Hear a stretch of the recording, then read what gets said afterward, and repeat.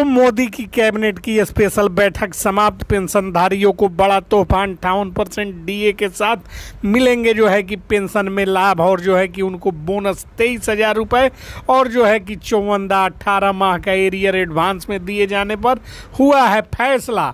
तो कैबिनेट की बैठक समाप्त होने पर जो है कि पेंशन कटौती पर हाई कोर्ट ने एमए में 3800 और 23,000 बोनस और 18 माह का एरियर पेंशन धारकों के लिए एक महत्वपूर्ण राहत की घोषणा की गई है। हाल ही में हाई कोर्ट ने पेंशन धारकों के पक्ष में एक निर्णय सुनाया है, जिसमें पेंशन धारक यानी कि पेंशन बेचने के बाद यदि उनकी पेंशन से 15 साल तक होने वाली कटौती पर तत्काल रोक लगा दी गई है। यह फैसला जो है कि 100 से ज़्यादा याचिकाओं के आधार पर आया है, जिन्हें पेंशनरों ने दाखिल किया था। चलिए जानते हैं हाई कोर्ट के इस फैसले से पेंशन भोगियों को क्या लाभ मिलेगा। आइए देखते हैं इस बारे में विस्तार से जानकारी। हाई कोर्ट का यह निर्णय वित्त विभाग द्वारा समर्थित है, जिसने कोर्ट के निर्देशों का पालन करते हुए पेंशन कटौती पर रोक लगा दी है। इस कदम से पेंशनरों को उनकी पूर्ण पेंशन प्राप्त करने का काल राहत मिली है, और इस अवसर पर प्रदेश के 12 लाख से अधिक पेंशन धारकों को पड़ेगा। और ऑल्सो रीड याचिका ने बताया है कि हरियाणा, पंजाब, गुजरात जैसे राज्यों में पेंशन कटौती की अवधि 11 से 13 साल के बीच है, जबकि उत्तर प्रदेश में यह अवधि 15 साल तक है।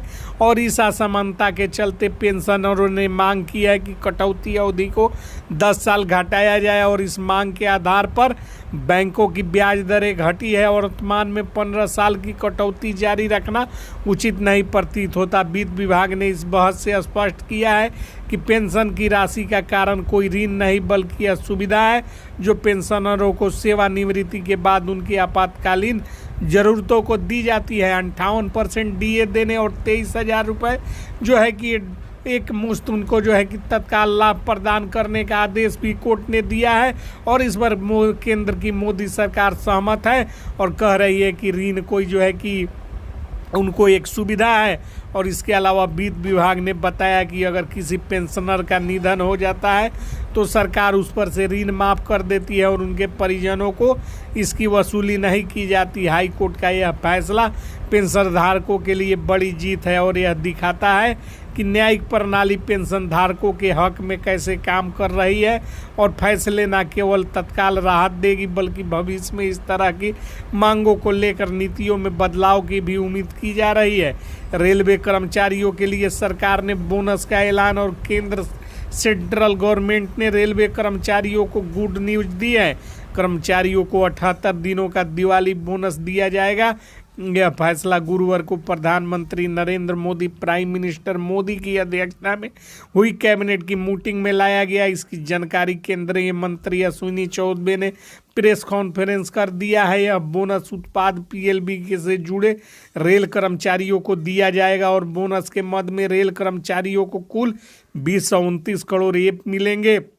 और सरकार की ओर से दिए जाने वाले बोनस करीब 11.72 लाख कर्मचारी लाभान्वित होंगे।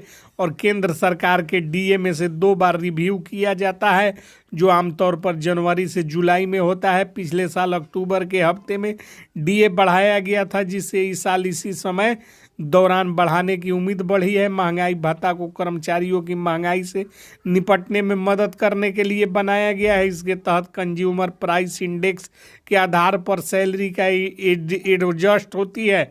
मौजूदा समय में 1 करोड़ से ज़्यादा केंद्र सरकार के कर्मचारी और पेंशन धारकों से इस अलाउंस से फ़ायदा मिलेगा, जो जीवन की बढ़ती लागत को घटाने में अहम होता है। महंगाई भाता, डियर इन अलाउंस और डीए की मौजूदा जो है कि कर्मचारियों को दिया जाता है, जबकि डीए निस रिलीफ डीआर पेंशनर्स को मिलता है। और बढ़ोतरी का फार्मूला 12 महीने के लिए all India consumer price index या एपी के औसत पर आधारित होता है। इसे सरकारी कर्मचारियों के लिए सैलरी का कैलकुलेशन किया जाता है और अहम हिस्सा बनता है। तमाम पेंशन धारकों के लिए जो है कि 23,000 रुपये बोनस, और जो है कि 23,000 रुपये बोनस और 54 से 18 माह का डीए उनको जो है कि मिलेंगे। उनको बहुत सारी सुविधाएं केंद्र सरकार प्रदान करने जा रही है। जिससे केंद्रीय कर्मचारियों को लाभ मिलेगा और पेंशनरों को बड़ी राहत मिलेगी और उनको लाखों रुपए मिलने शुरू हो जाएंगे, जिससे पेंशनर अपनी जीवन को सही भांति से भली भांति से जी पाएंगे। ऋण माफी और वसूली की तिथि को तय करते हुए 10